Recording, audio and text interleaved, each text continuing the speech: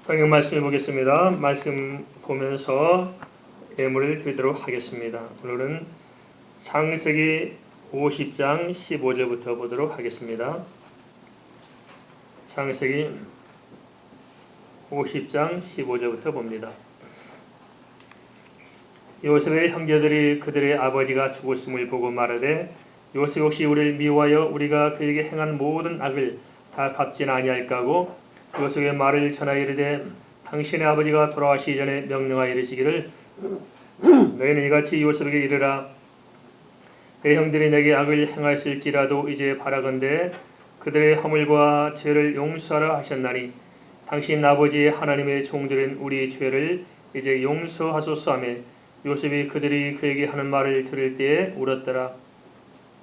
그의 형들이 또 친히 와서 요셉의 앞에 엎드려 이르되 우리는 당신의 종들이니이다. 요셉이 그들에게 이르되 두려워하지 마소서 내가 하나님을 대신하리이까. 그들은 나를 해하려 하였으나 하나님은 그것을 선으로 바꾸사 오늘과 같이 많은 백성의 생명을 구원하게 하시려 하셨나니 당신들은 두려워하지 마소서 내가 당신들과 당신들의 자녀를 기르리다고 그들을 간곡한 말로 이루어하였더라. 요셉이 그의 아버지의 가족과 함께 애굽에 거주하여 110세를 살며 에브라임의 자손 3대를 보았으며 므낫세의 아들 마길의 아들들도 요셉의 세라에서 양육되었더라. 요셉이 그의 형제들에게 이르되 나는 죽을 것이나 하나님이 당신들을 돌보시고 당신들을 이 땅에서 인도하여 내사 아브라함과 이삭과 야곱에게 맹세하신 땅에 이르게 하시리라고 요셉이 또 이스라엘 자손에게 맹세시켜 이르기를 하나님이 반드시 당신들을 돌보시리니 당신들은 여기서 내 해골을 메고 올라가겠다 하라 하였더라. 요셉이 110세의 죽음에 그들이 그의 몸에 향제를 넣고 애굽에서 입관하였더라. 아멘. 기도하겠습니다. 주여 아버지 하나님, 주 앞에 드는 예물이 하나님께서 은총을 더하사 주의 영광을 아름답게 쓰임받게 하시며 주 앞에 일마다 때마다 예물을 드리며 예배하며 봉사하며 섬기며 주 앞에 살아가는 모든 죄 사는 권속들 위에 하나님 하늘의 신령 은혜와 땅에 기름진 것으로 넘치게 베풀어 주옵소서. 하나님 참 이 시대에 어려움 가운데 살고 있습니다. 하나님 주께서 참으로 믿음으로 세상을 이길 수 있도록 담대함을 허락해 주시며 모든 삶의 정황에서 어림당치 않도록 모든 재난을 막아주시며 모든 질고를 떨쳐주시며 하나님 아버지의 영권에 강건하고 평강케 하옵소서. 주여 기도를 들어 응답해 주셔서 마음의 소원 묵상을 연락하시며 범사에 들을 때라 돕는을 더하사 주여 매일매일 삶 속에서 하나님이 친히 인도하시는 복된 삶을 영위하게 하옵소서. 가정과 자녀들을 기억하시며 저들을 통해서 아버지 하는 믿음의 명가를 세우게 하시며 또한 아버지 하나님 이 세상에서 빛된 하나님의 자녀로서 제 삶을 당차게 감당할 수 있는 하나님의 자녀 될 수 있도록 주의 시간 붙들어 주옵소서. 하나님이여 주 앞에 은혜를 사모하여 주의 보호자를 바라봅니다. 하나님께서 각 사람의 필요를 채워주시되 아버지 하나님의 그 영혼이 주 앞에 복되게 하시며 주의 소망 중에 하나님 주의 나라가 참으로 강하게 임하게 하시며 하나님이여 주의 말씀을 통해서 살아계신 하나님을 면대하게 하옵소서. 시종을 주께 의탁하옵고 예수 그리스도 이름으로 기도하옵나이다. 아멘. 우리 좌우로 사랑을 고백합니다. 주 안에 사랑합니다.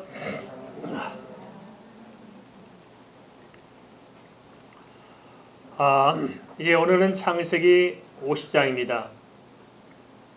창세기 50장은 창세기를 마감하는 결론적 부분에 속한다고 볼 수 있습니다.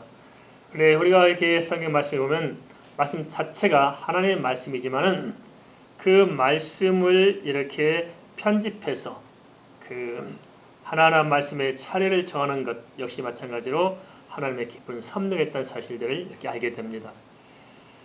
그래서 오늘 이렇게 창세기 50장에 세 가지 이야기가 나옵니다만은 이건 역시 하나님께서 창세를 마감하고자 하는 하나님의 깊은 섭리와 배려가 그 안에 있는 것 같습니다.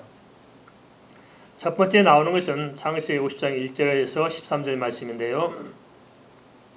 야곱이 죽자 야곱의 장례를 치르는데 그냥 지극히 평범하고 지극히 연약한 한 사람, 그것도 애굽 사람이 아니고 건너온 히브리 사람, 그 야곱의 장례를 치르는데 거의 왕의 장례를 치를 만큼 국장같이 장례를 이렇게 치르는 것이 기록되어 있습니다. 시대와 역사적 배경의 차이는 물론 있겠습니다만은 야곱의 장례는 애굽에서만도 무려 70일 동안 장례를 치르지 않습니까? 그죠? 70일 장례라는 게 이게 보통 문제가 아니지 않습니까? 그죠? 근데 그렇게 70일 치르고 그리고 대다수의 그 야곱의 족속들과 또 애굽의 궁에 있는 신하들과 또 원로들과 또 각지에 있는 신하 원로들이 다 함께 모여서 같이 애굽에서 가나안 땅까지 가서 장지까지 가서 장례를 치르고 오게 됩니다.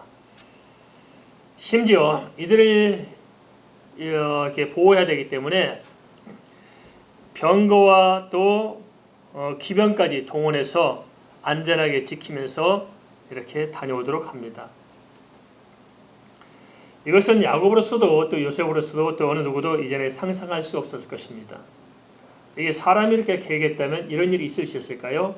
전혀 이것은 불가능한 일이었을 수 있을 것입니다. 그러면 왜 이런 일이 일어났을까요? 왜 이런 일이 생기고 또 성경은 이것을 자세하게 기록했을까요? 그것은 하나님께서 야곱이란 한 사람이 얼마나 영원한 인물이고 또 야곱의 배후에 요셉이라는 인물이 얼마나 막강한 권력을 가진 사람인가 하는 것을 오늘 우리에게 보여주고 하는 것이 아니고 그것과 사실 관계없습니다. 그것이 아니고 뭔가 거기에 있는 하나님의 깊은 뜻이 있는데 그게 뭐냐? 그것은 하나님께서 전 인류를 구속하고자 하는 하나님의 계획과 섭리를 지금 어떻게 이루어 가시는가 하는 것을 하나님의 절대적인 주권과 하나님의 절대적인 섭리와 하나님의 모든 행하신 일이 무엇인가 하는 것을 오늘 우리에게 보여주고 있다는 것입니다. 야곱이라는 사람 어찌 보면 인생을 참 치열하게 살아왔습니다. 그렇지만 큰 틀에서 한번 바라다 보십시다. 야곱도 그렇고 우리도 그렇지 않겠습니까? 우리도 이렇게 치열하게 하루를 살아갑니다. 그냥 뭐 새벽부터 밤늦게까지 악착하게 살려고 애를 쓰는데 사실 그렇게 살아왔다 해서 그렇게 살아온 삶 때문에 야곱이 그 장례를 치는데 거창하게 장례를 치를 만큼 대성공했습니까?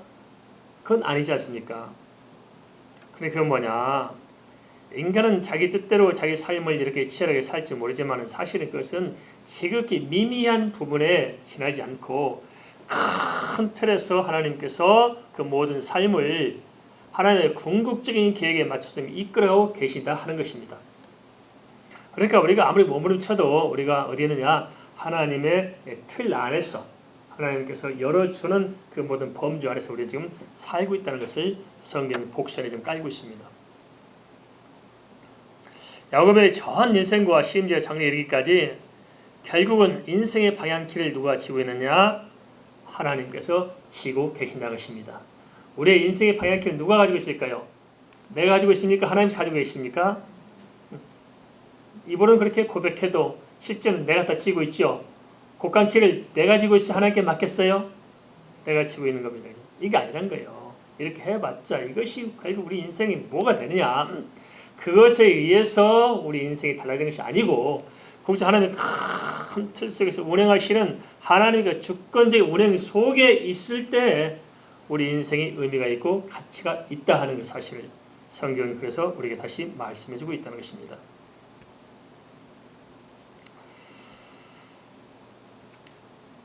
장례도 그렇습니다. 가만 보세요. 수많은 사람들이 가나안 땅으로 이동할까요? 그거 참 대단한 성공한 사람이다. 그것이 아니고요. 하나님께서는 그 안에 깊은 뜻을 가지고 계시는데 그게 뭐냐? 전 인류를 구원하고자 하는 하나님의 그 뜻이 바로 그 사건을 통해서 나타난 것입니다. 뭐냐?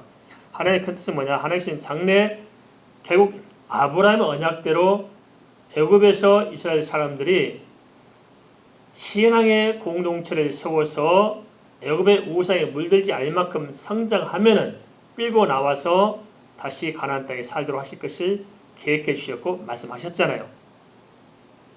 그래서 야곱의 장례를 통해서 애굽 사람에게도 그 사실들을 알도록 하셨고 또 이스라엘 족속들 그 사실을 알도록 하신 그것을 바로 장례를 통해서 계시하셨다는 것을 성경에 말씀하고 있다는 것입니다. 야곱은 자기 삶을 산 것처럼 보일지 모르지만 그렇지 않습니다. 하나님께서는 야곱을 통해서 결국 언약의 디딤돌을 놓았다. 언약의 디딤돌을 밟고 산 것이지 따로 살 수가 없었다 하는 것을 우리가 보아야 합니다. 예를 들면 모세도 그렇지 않습니까? 모세가 자기 뜻대로 인생을 살아본 게 뭐가 있을까요? 태어나자마자 어쩔 수 없이 생명을 살리고자 미리암에서 광주리에 집어넣어서 그냥 나이강에 띄워놓잖아요. 인생이 도대체 어느 방향으로 어디로 갈지도 모르는 채 그냥 바구니 안에 담겨가지고 그냥 쓸려가는 거잖아요. 그렇죠? 거기에 방향키가 있었어요? 없었어요. 드러놓이는 아기 모세가 자기 인생을 결정할 수 있었어요? 없었어요. 그냥 아마 그 안에서 울고 콧물 흘리고 있었을 뿐이에요. 어쩌면 우리 인생이 그런 거 아닐까요? 우리가 방향을 결정했지만 사실 우리는 광주리에 박혀가지고 어디로 갈지도 모르고 인생을 살아가고 있잖아요. 자기 뜻대로 살아온 인생이 없습니다. 그래서 어떻게 지냈습니까? 그래서 어쨌든 간에 바알의 궁에 갔는데 바알의 궁에서 몇 년 살아요? 40년 살았지. 바알의 궁에서. 참 희한하죠. 40년 딱 살고 정확히 40년 될 때 쫓겨나잖아요. 쫓겨나니까 어쩔 수 없습니다. 자기가 살아야 되기 때문에 쫓겨나서 광야로 던져진 상태에서 광야에서 머물게 되고 광야에서 장가가고 뭐 양을 키우고 목동으로 살아가잖아요.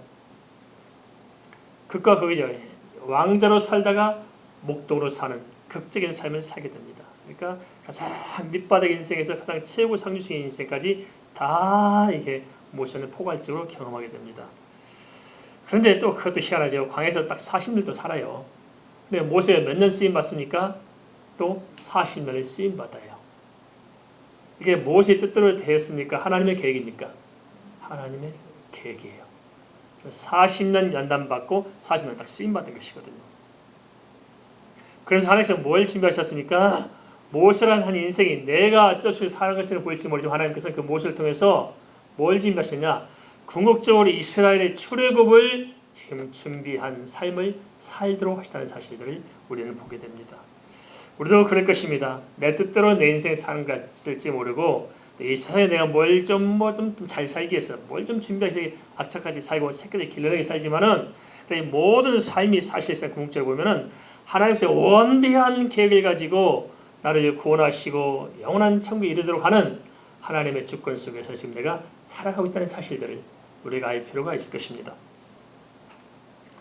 두 번째는 이제 보다 더 좀 더 세밀한 모습을 우리에게 보여줍니다. 그래서 큰 틀에서 밖에서 흘러가는 하나님의 큰 거대한 일각의 구원의 역사들을 보여줬다면은 이제는 그 속에 살아가는 사람들끼리 관계 속에서 어떤 일들이 벌어지는 것인가, 어떤 사건이 있는가 하는 것을 통해서 하나님께서 밖에서 큰 틀을 가지고 이끌어 가신 하나님만이 아니고 우리 삶의 현장에 들어와서 어떻게 구체적으로 하나님의 뜻을 이루어가는가, 하나님의 하신 일이 무엇인가 하는 것을 보여주는 사건이 나오는데 그것이 바로 창세기 5장 14절 21절에서 요셉의 형들에 관한 기사입니다.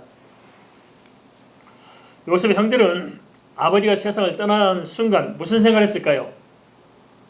굉장히 불안해진 겁니다. 뭐가 불안해지냐?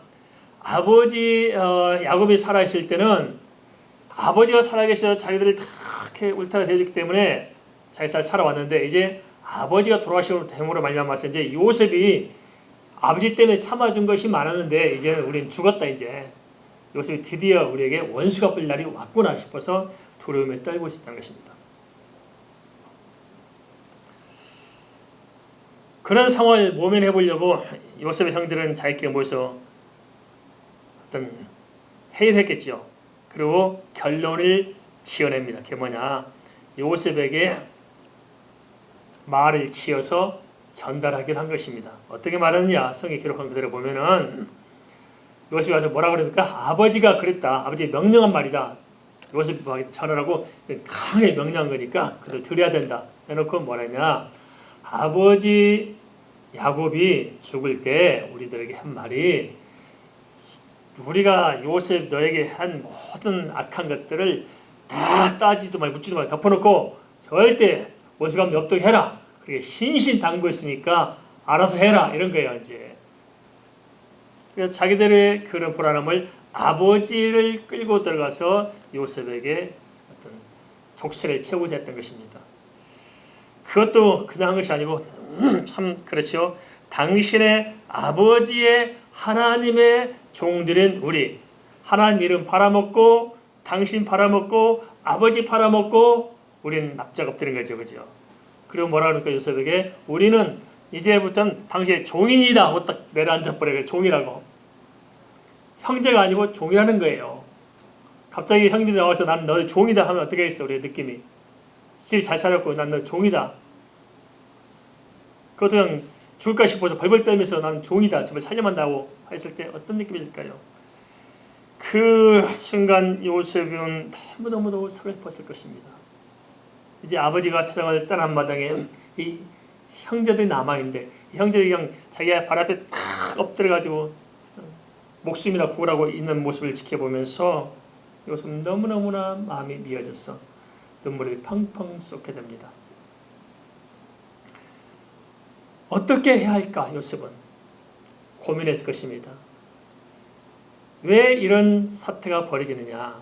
그것은 요셉이 바라보는 것과 형들이 바라보는 것이 너무나 다르다는 것입니다.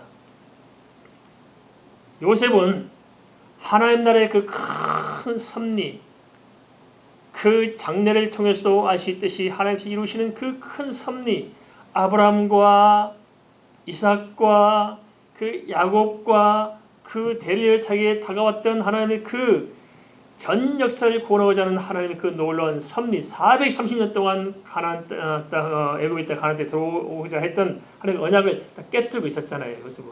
그런데 형들은 그걸 봐요, 못 봐요? 못 보고 그냥 요셉만 쳐다보면서 몸보신을 하려고 이러고 있었다는 것입니다. 그러니까 너무 그 자체가 너무 안타까운 거예요, 그죠?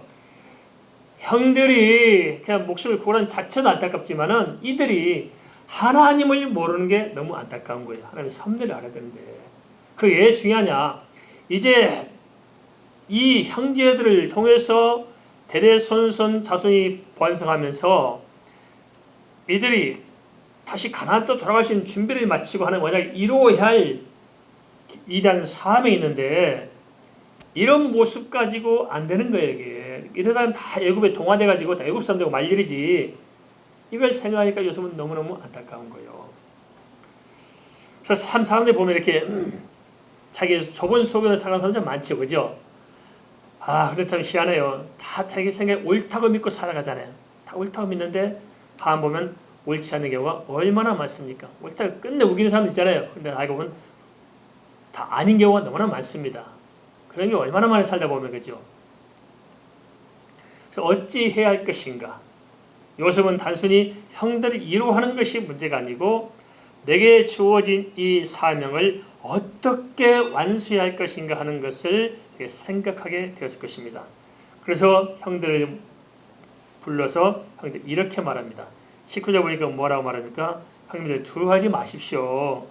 내가 하나님을 대신하겠습니까? 한 것입니다. 그게 무슨 말이냐? 그것은 나나 형님들이나 인생의 주관자가 하나님이신데 하나님이 결정해서 하실 일인데 내가 뭐라고 나 같은 게 뭐라고 내가 그냥 하나님 노릇하면서 형님들을 뭐 죽이고 살리고 하겠습니까? 하고 형님들이 자기 앞에 납작 엎드려서 종이다 했을 때 요셉은 어떻게 해요? 한 그룹 더 나가서 그 형님들 앞에 내가 바짝 엎드려 버린 거예요. 아, 이게 대단하잖아요. 그죠?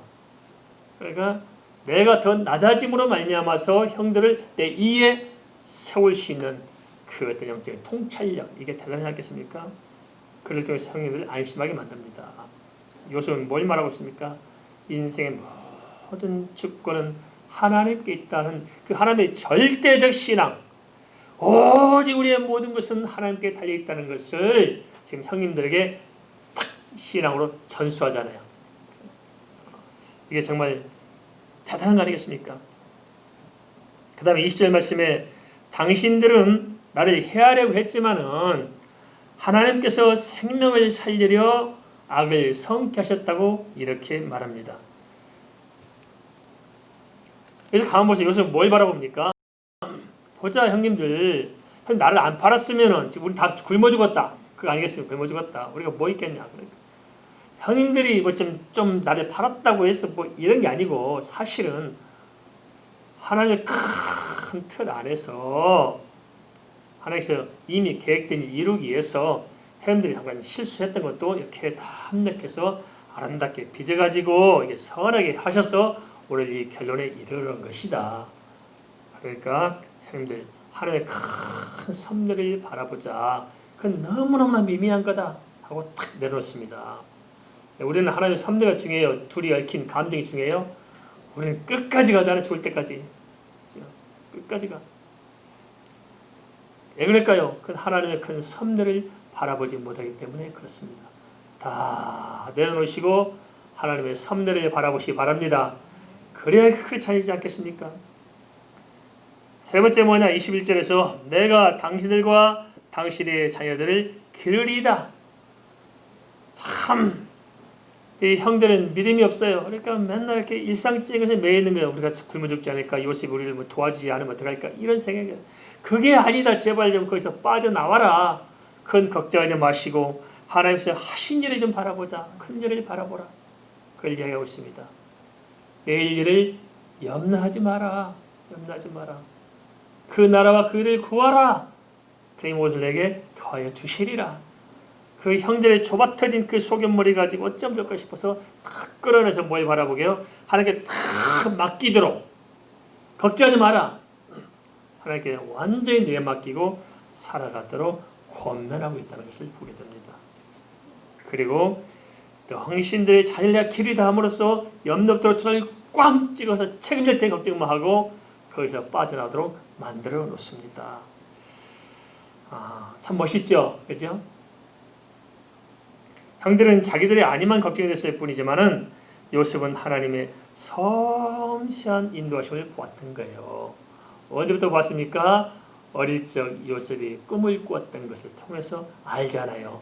어떻게 인도하신가. 그래서 보디발 집안에서도 하나님께서 어떻게 나를 도왔고 그 억울함을 뒤집었었지만은 감옥에서 어떻게 나를 인도했고 지금 또 애굽을 이렇게 어떤 중대한 일을 맡으면서 이끌어가면서 하나님의 지혜와 하신 일들을 보았던 것입니다. 그리고 마지막으로는 야곱의 장례를 통해서 지금 하나님께서 어떻게 이끌어가시는 것인가, 하나님의 궁극적인 계획이 지금 어디 있는 것인가 하면서 또 아브라함과 이삭과 야곱으로 이어진 그 애굽을 향한 또 출애굽을 향한 궁극적으로는 큰 인류 구원을 위한 하나님의 그 시간표들을 요셉은 깨뜨리고 있었다는 것입니다. 그걸 믿었던 거예요. 알았던 거예요. 그렇기 때문에 이 모든 사건을 통해서 요셉은 하나님의 은혜 가운데 푹 젖어서 감격하고 감사할 수 있었을 것입니다. 우리가 잘 몰라서 그렇지 사실 우리 인생도 이렇게 하나님께서 섬세하게 인도해 가신 줄 믿습니다. 믿습니까? 내가 억울한 일 당해도 아닙니다. 하나님의 섬세한 인도가 있습니다. 요셉이 억울한 일 당하지 않았으면 총리가 못됐잖아요. 섬세한 하나님의 계획이 있을 것입니다. 그러므로 모든 인생을 다 틀어맡기고 하나님 앞에 사시길 바랍니다. 요셉의 형들처럼 사실래요? 요셉처럼 사실래요? 달라요. 요셉 형들은 맨날 이렇게 그냥 발 앞에 가서 맨날 이렇게 사기나 치고 여기 합박이나 하고 막 조잡스럽게 살아가는 것 이게 이 한계 못 벗어나요. 그러나 요셉은 아닙니다. 그들 위해서 어려움을 당했지만은 큰 틀을 보고 큰 굵직한 삶을 살아내잖아요. 똑같은 인생을 살지만은 멋있잖아요. 우리가 뭐 세상 출세하고 돈 많이 갖고 해야 되는 것이 아니고 믿음으로 사는 것이 이렇게 거대한 강물처럼 흘러가는 이런 멋진 생이 있지 않겠습니까? 이렇게 한번 살아보기로 오늘 결단하시길 축원드립니다.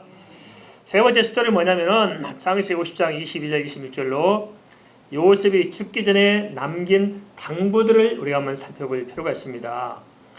첫 번째 요셉의 야곱의 장래가 큰 틀에서 하나님의 역사를 보여줬다면 두 번째 또 형들의 이야기는 세밀한 내부 속에서 어떻게 인도의 생각을 보여줬고 오늘 이 세 번째 요셉의 스토리는 하나님의 구체적인 그 언약이 무엇인가를 다시 한번 살펴보게 합니다. 24절 보니까 요셉이 또 뭐라고 또 그 형제들과 또 후대들에게 이렇게 유언을 남기냐? 요셉도 미리 유언을 남기잖아요. 하나님이 돌보시고 이 땅에서 인도해낼 때가 온다는 겁니다. 하나님 인도할 때 당신 돌보시켜서 하나님께서. 그리고 결국은 아브람과 이삭과 야곱에게 맹세한 땅으로 당신들을 이끌어 가실 것이라고 딱 이야기하잖아요. 어떻게 그렇게 큰 소리 칠 수 있어요? 어떻게 장래 대질을 어떻게 알고 하겠어요? 그것은 하나님의 언약의 말씀을 믿음으로 선포하잖아요. 어떻게 믿고 선포할 수 있어요? 아무리 믿음이 커도 그렇지 어떻게 할 수 있겠어요? 그것은 지금까지 살아온 하나님의 하신 이 일을 보고 그 증거를 볼 때 이 일은 분명하다는 것입니다. 우리가 마찬가지, 우리가 어떻게 부활 영생해요? 우리가 뭘 믿고 나 부활하고 영생하고 천국 간다고 큰 소리 치고 살아요? 뭘 믿어요? 그래요. 성경 말씀 믿고 알겠습니다만은, 성경 말씀 뭘 믿어요? 예수님께서 친히 보여주셨잖아요. 말씀하신 대로 십자가에 죽으시고, 말씀하신 대로 부활하시고, 말씀하신 대로 승천하신 걸 통해서 예수님의 모든 생애를 통해서 하나님의 언약이 그랬던 것이 한 번도 없다. 다 이루었다. 그러고 말미암아 제 약속을 믿음으로 우리도 내일을 바라보는 것입니다. 그래서 25절 보니까 뭘 말씀하시냐면, 하나님이 당신들을 돌보실 테니까 걱정하지 말고 애굽에 나갈 때, 애굽에서 나갈 때는 내 유고를, 나의 해고를 좀 메고 나가라. 그래서 신신당부하고 그 약속을 받아냅니다. 왜 그랬을까요? 요셉이 내 해골이 그렇게 중요해가지고 그렇게 당부했을까요? 그건 두 가지 의미가 있지 않겠습니까? 하나는 뭐냐면, 요셉 자체가 뭐냐? 하나님의 그 언약의 성취를 믿었다는 거예요. 아브라함과 이삭과 야곱이 묻힌 막멜라 굴에 그 장사하는 것 자체가 어떤 의미예요? 내가 그 언약에 내 일생을 동참시키겠다는 것을 시인하는 거라는 거예요. 시인하는 거. 그리고 또 하나 더 중요한 게 뭐냐? 그것은 이제 요셉이 생각할 때 이스라엘 백성들의 사명 뭐예요? 여기서 자손이 번성해서 애굽에서 벗어나서 가나안 데 가는 거잖아요. 근데 그것을 어떻게 해야 저들 속에 완전히 각인시키고 기억에 남도록 할 것인가? 그게 중요한 문제잖아요. 그래서 전 이스라엘 민족에 나아갈 방향을, 표대를 다 세워주는 것이 필요한데, 그 표대를 뭐로 세우냐? 내 자신의 유골로 세우겠다는 거였다. 왜 그것이 중요했을까요? 이스라엘 사람들은 뭘 생각했습니까? 우리가 애굽에서 나갈 때는 요셉의 해골을 가지고 나가야 된다는 사실을 기억하잖아요. 그 말은 무슨 말입니까? 반대로만 이 요셉의 해골을 기억할 때마다, 담아놓은 상자를 볼 때마다 뭘 기억해요? 우리는 출애굽한다. 다시 가나안으로 간다는 사실을 기억하고, 이들이 애굽에 동화되지 않고 이스라엘 중심의 공동체 속에서 이스라엘을 확대해 나갈 수 있도록 그렇게 만들어 놨다는 것입니다. 그게 왜 중요하냐?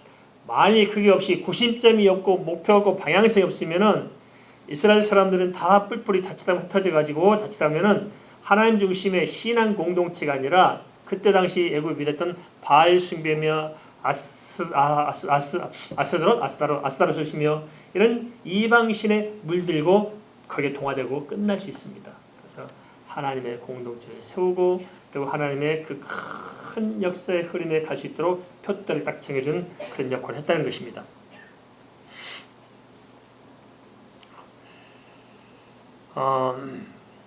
요셉이 이런 유언으로 후대들은 애굽이 아니라 언약의 땅 가나안을 기억하면서 공동체를 세우게 됐을 것입니다. 우리도 이런 표대를 참 남겨줘야 된대요. 그래서 요셉은 당시 시대를 보고 이런 결정해 준 것이 아니고, 한참 후대 이루어질 일들을 보고 오늘 표대를 정하잖아요. 그러면 참 믿음의 선진들이 이 영적인 통찰력이 정말 깊은 것입니다. 우리도 좀 이런 통찰이 있으면 좋겠습니다. 내 때가 아니고 내 다음 세대를 바라보고 내가 오늘 어떻게 이들에게 표대를 세울 것인가, 우리 가문을 어떻게 내가 만들어갈 것인가, 표대를 어떻게 세울 것인가 한 번쯤 생각해볼 필요가 있습니다. 목표와 방향성과 정체성을 확실하게 심어놓으시는 것이 필요합니다. 저희 집은 가온이라고 까지 이렇게 뭐 표준 안 달았습니다만 한 가지 공통된 표지가 있어. 그게 뭐냐? 세계 복음화입니다. 어렸을 때부터 우리 하여튼 깐난이 입이 튀면서부터 배운 말이 세계 복음화입니다. 우리는 뭐 할 사람? 세계 복음할 사람. 수없이 세례되고 우리 김성애 사모님 학교 갈 때마다 문 밖에서 항상 복창하고 그랬어요. 너희는 뭐 할 사람? 세계 복음할 사람입니다. 하고 그래 학교를 보내요. 학교도 들어오다 문장을 들으면 너는 뭐 할 사람? 세계 복음할 사람 해가지고 세례가 돼가지고 세계 복음화, 세계 복음화. 근데 결국 하나님께서 그 방향을 우리 가문을 이끌어가고 그렇게 가고 있고요. 우리 선교도 마찬가지입니다. 우리가 이제 마지막 선교의 주자로서 어떻게 해야 할 것인가 하는 것은 예수 그리스도의 재림의 때를 내다보고 마지막 시대 그 주님 앞에서 사명을 모시고 그때 이루어질 세상을 바라보면서 오늘 우리가 표지를 정하는 것입니다. 그래서 그 뭐냐? 자민족 영적 지도자 표지를 정하고 성경적이고 복음적이고 개혁적인 말씀만 가지고 세계 복음화. 내가 그 말씀 붙잡고 듣고 변화받고 내가 그 말씀 가지고 가르치고 설교하고 전도할 수 있는 말씀 그것만 가르치고 전하자. 곧 쓸데없는 인간의 지식이나 키우는 것이 아니고 생명을 살리시는 말씀만 가지고 바울이 말한 그 예수 그리스도를 아는 지식 그 복음만 가지고 우리가 전 세계를 살릴 수 있도록 하자. 그래서 거기에 표지를 정하고 지금 가고 있는 것입니다. 늘 되새기고 그것을 교육시키고 그것을 또 전파해서 그 초점을 탁 맞춰가면서 그렇게 일하고 있습니다. 요셉이 애굽으로 팔려 총리가 되고 애굽에서 야곱의 장례를 성대하게 치르는 모든 것들이 표면적으로 보면 사람들 사이에서 이루어진 것처럼 보일 수 있습니다. 그렇지만 성경은 그것이 아니라고 말씀합니다. 우리도 마찬가지입니다. 우리는 어쩔 수 없이 내가 사는 것 같거든요. 이렇게 어쩔 수 없이 직장 해야 되고 돈 벌어야 되고 어쩔 수 없이 이렇게 또 뭐 이런저런 일 치러야 되고 또 겪지 말아야 일 겪고 도대체 이 안에서 내가 갈팡질팡 하면서 이렇게 몸을 치면서 그냥 악착같이 살아가려고 거기 하고 있습니다. 그렇지만 넓은 틀에서 보면 하나님의 큰 역사 속에 들어와 있고 섭리 들어와 있다. 하나님께서 인도에 가시는 사실들을 믿으시기 바랍니다. 이런 큰 틀을 바라볼 때 우리가 내 인생을 하나님께 의탁하고 내가 인생의 바른 표지를 가지고 살 수 있을 것입니다. 야곱이나 요셉만이 아니라 우리도 결국은 궁극적으로 하나님의 목적을 성취하도록 살아갈 것입니다. 왜냐? 우리는 하나님의 자녀이기 때문에 그렇습니다. 하나님의 자녀는 하나님을 떠나서 살아갈 수가 없습니다. 하나님께서 정하신 방법대로 살 수밖에 없습니다. 이 사실을 알고 다 하나님께 내려놓고 살아가면 하나님께서 모든 일을 합력해서 결국은 궁극적으로 선하게 이루실 줄 믿습니다. 믿습니까? 합력하여 선을 이루시고 악한 거라도 결국은 바꿔서 선한 결말을 지어가실 것입니다. 그러기에 야곱이나 요셉도 하나님께서 하신 일을 바라보고 살았고 그 언약에 의탁했습니다. 우리 역시 마찬가지로 모든 것을 하나님께서 하실 일을 바라보면서 하나님의 언약에 의탁하시기를 주의 이름으로 축원을 드립니다.